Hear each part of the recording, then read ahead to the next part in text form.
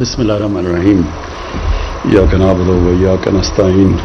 میں ایکسپیکٹ ہی نہیں کر رہا تھا کہ اتنی بڑی فنکشن کریں گے. میں نے کہا میں آ کے فیتا کاٹوں گا اور چلا جاؤں گا, تو خود بھی میں سرپرائز ہوں اس سے.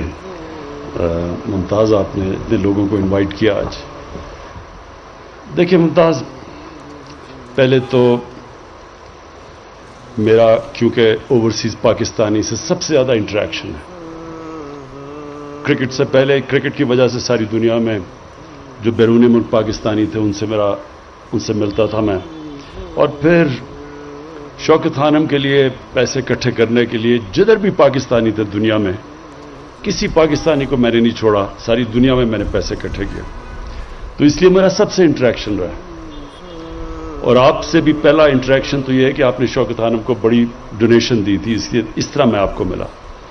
تو اس لیے میں جانتا ہوں کہ ہمارا جو سب سے بڑا اثاثہ ہے وہ اوورسیز پاکستانی ہے, اور بدقسمتی سے ہم اس بڑے ٹیلنٹ کو, اس بڑے اثاثے کو ہم صحیح معنی میں ابھی تک اس کا فائدہ نہیں اٹھا سکے, اس کو ٹیپ نہیں کر سکے.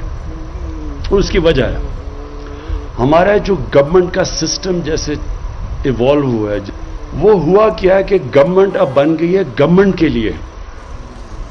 گورنمنٹ ایوالو اس طرح ہو گئی ہے کہ وہ گورنمنٹ اپنے آپ کا ہی فائدہ پہلے دیکھتی ہے, پھر عوام کا فائدہ دیکھتی ہے, حالانکہ گورنمنٹ کا مین کام ہوتا ہے عوام کی بہتری کرنا.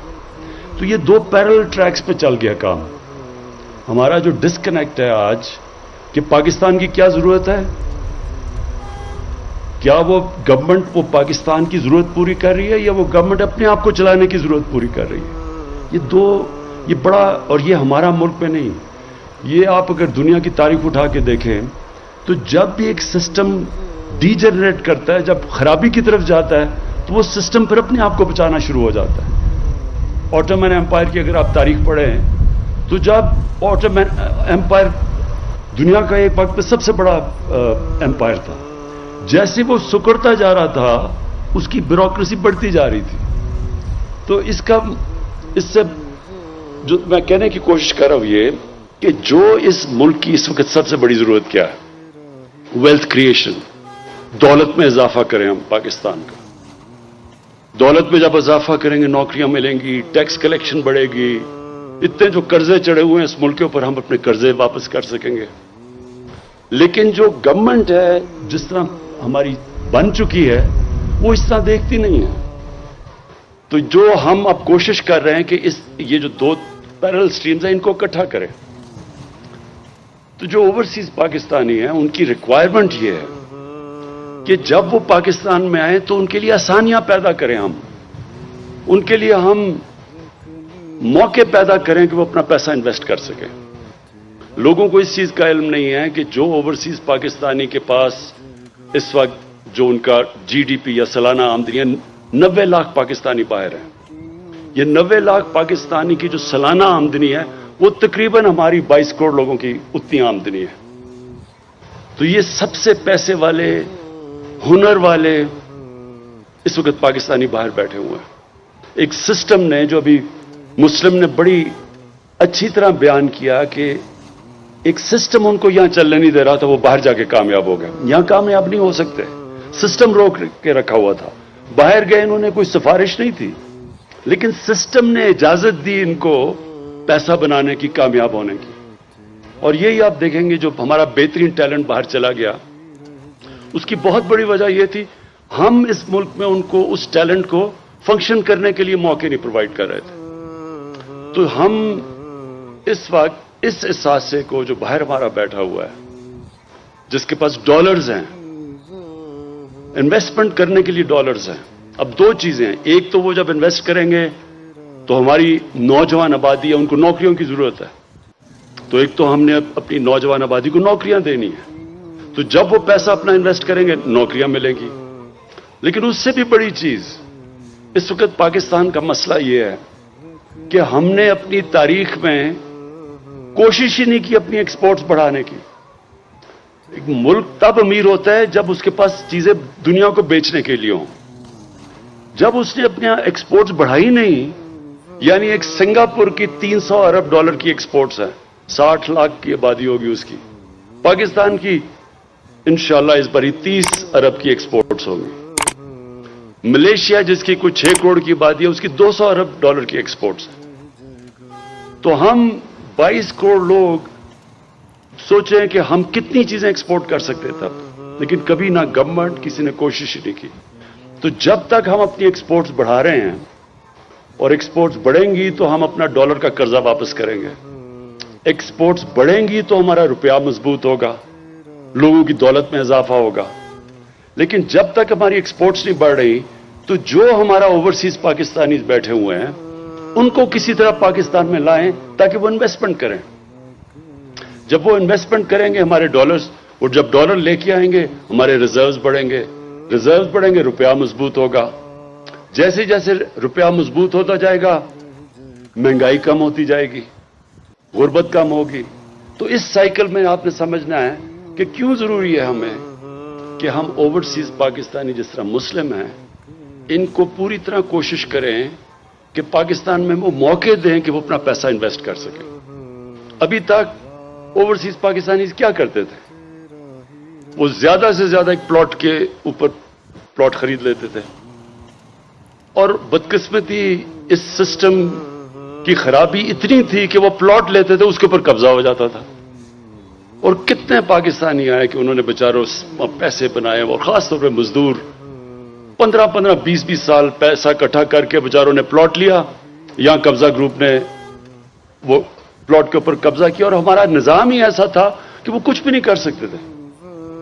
تو اس وقت یہ ہماری جنگ ہے اس سسٹم کو ٹھیک کرنے کی, اور اس سسٹم کو ٹھیک کرنے کی جنگ ایسے ہے کہ ہم قانون کی بالادستی کی جنگ لڑ رہے ہیں. Rule of law. ایک معاشرہ تب آگے بڑھتا ہے جدھر قانون کی بالادستی ہو.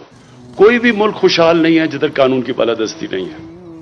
آج امیر ترین ملک ہیں وسائل کے طور پہ افریقہ میں ہیں, کئی امیر ترین ملک ہیں, لیکن کیونکہ وہاں قانون کی بالادستی ہیں غربت کی انتہا ہے. اور پاکستان کا بھی یہ مسئلہ ہے کہ جیسے جیسے ہم اپنا رول آف لا, ہم اس ملک میں قانون کی بالادستی وہ جیسے جیسے قائم کرتے رہیں گے, خود ہی اوورسیز پاکستانی پاکستان میں آ کے پیسہ انویسٹ کریں گے, کیونکہ ان کو اعتماد ہوگا کہ ان کے پیسے کے اوپر کوئی قبضہ نہیں کرے گا, ان کی پراپرٹی کے اوپر ان کی کانٹریکٹ انفورس ہوگا. تو اس کے لیے یہ ہے ساری سٹرگل چل رہی پاکستان کی اس وقت. یہ جو سارے پرانے بڑے بڑے لوگ جنہوں نے اربوں روپیہ چوری, ڈالر چوری کر کے باہر بڑے بڑے محلات لیے ہوئے ہیں, یہ سارے جو اس وقت اٹیک کر رہے ہیں اس گورنمنٹ کو, ان کا مسئلہ یہ ایک ہے, یہ قانون کی بالادستی نہیں چاہتے. کیونکہ اس وقت یہ وہ لوگ ہیں جو کرپٹ سسٹم سے فائدہ اٹھا کے بیٹھے ہوئے ہیں, اور کرپٹ سسٹم کی وجہ سے انویسٹمنٹ نہیں آتی.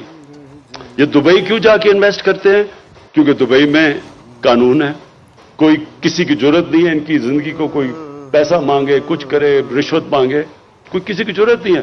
سارے پاکستانی کراچی سے اٹھ کے جا کے دبئی میں پیسہ لگا رہے ہیں. تو وہی اب ہم نے کرنا ہے کہ یہاں قانون اسٹیبلش کرنا ہے تاکہ باہر سے پاکستان میں پیسہ آئے. اور انشاءاللہ جس طرح ہم 3 سال پوری جنگ لڑ رہے ہیں اس کے لیے, انشاءاللہ میں ہر سال ہم آگے بڑھتے جا رہے ہیں اس میں, اور ہر سال آپ دیکھتے رہیں گے کہ اوورسیز پاکستانی زیادہ پاکستان میں آ رہے ہیں. ہماری انڈسٹری چل پڑی ہے اس وقت. آج دیکھیں ریکارڈ گاڑیوں کی سیلز ہو گئی ہے. یعنی جب انڈسٹری چلتی ہے لارج سکیل مینوفیکچرنگ میں سب سے زیادہ اضافہ ہوا ہے اس باری. اب جو آخری بات میں کہنا چاہتا ہوں وہ ہے ٹورزم.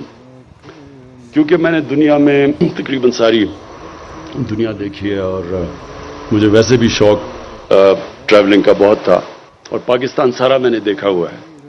میں بہت دیر سے یہ سمجھتا ہوں کہ ہمارا اتنا بڑا پوٹینشل جو ٹورزم میں ہے اس کے ہم بلکہ شروع بھی نہیں ہوئے اس راستے پہ کہ یہ ٹورزم کا ہم فائدہ اٹھائیں.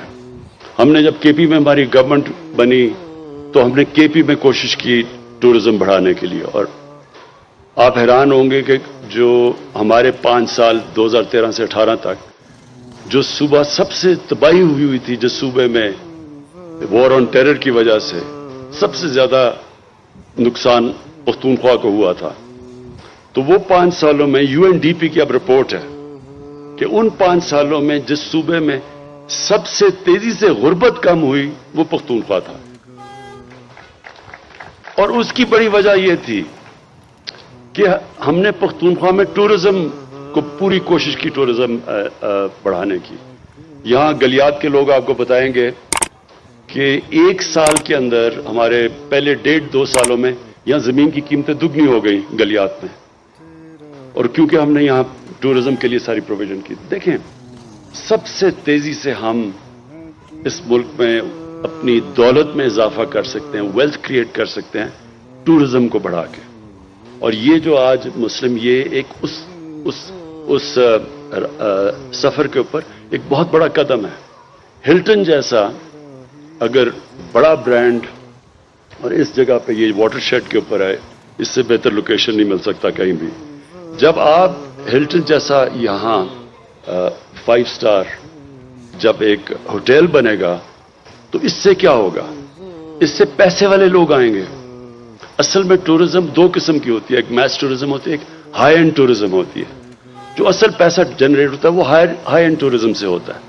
تو جب ہلٹن آتا ہے تو ہائی اینڈ ٹورزم آگے بڑھتی ہے. اس کے ساتھ ساتھ پھر جو چیزیں کیا آئیں گی, یہاں سکینگ بڑھے گی.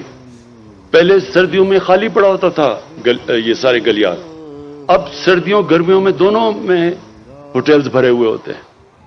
تو اصل میں جو اب اگلا فیز پاکستان میں آ رہا ہے, ریزورٹس, ہوٹلز کے بعد ریزورٹس اور پھر سکینگ. آپ کو حیرت ہوگی کہ پاکستان, ایک آسٹرین نے مجھے بتایا کہ جو پاکستان میں سکینگ ہے وہ دنیا میں اتنی نہیں, کیونکہ اب بڑی دیر تک برف رہتی ہے.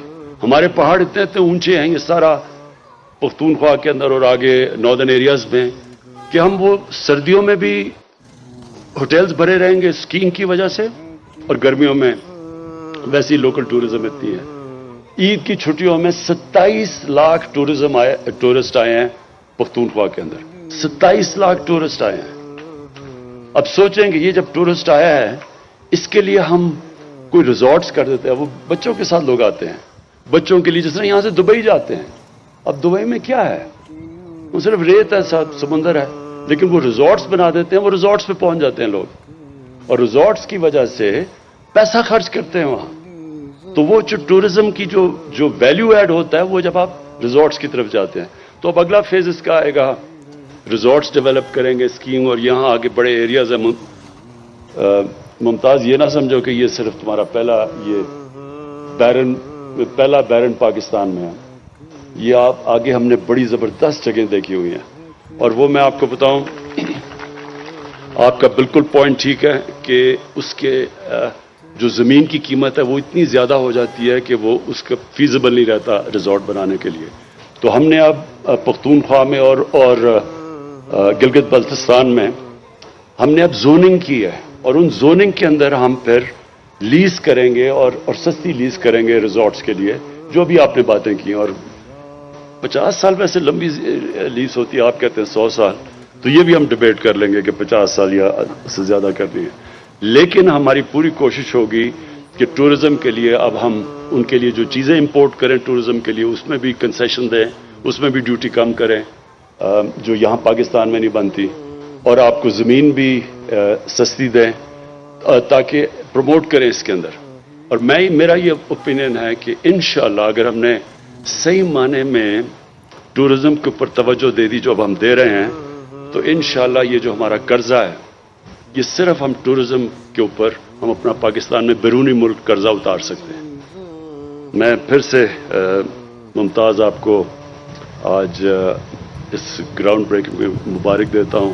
میں اسپیشلی اس لیے آج آیا گراؤنڈ بریکنگ پہ. عموماً تو میں انتظار کروں گا جب اس کی اوپننگ ہوگی آپ کی ہوٹل کی, لیکن گراؤنڈ بریکنگ میں اس لیے کیونکہ مجھے پتہ ہے کہ آپ کو میں نے پہلی دفعہ سجیسٹ کیا تھا یہاں کے نتھیا گلی میں آ کے ریزورٹ بناؤ, آج سے 4-5 سال پہلے. اور میں آپ کو انکریج اس لیے کرنا چاہتا ہوں, میں اور بھی اوورسیز پاکستانیز کو انکریج کرنا چاہتا ہوں کہ وہ پاکستان آئیں, یہاں پیسہ انویسٹ کریں, اور انشاءاللہ ہم جتنی بھی رکاوٹیں ہیں ان کے راستے میں انشاءاللہ وہ ہم دور کریں گے. شکریہ.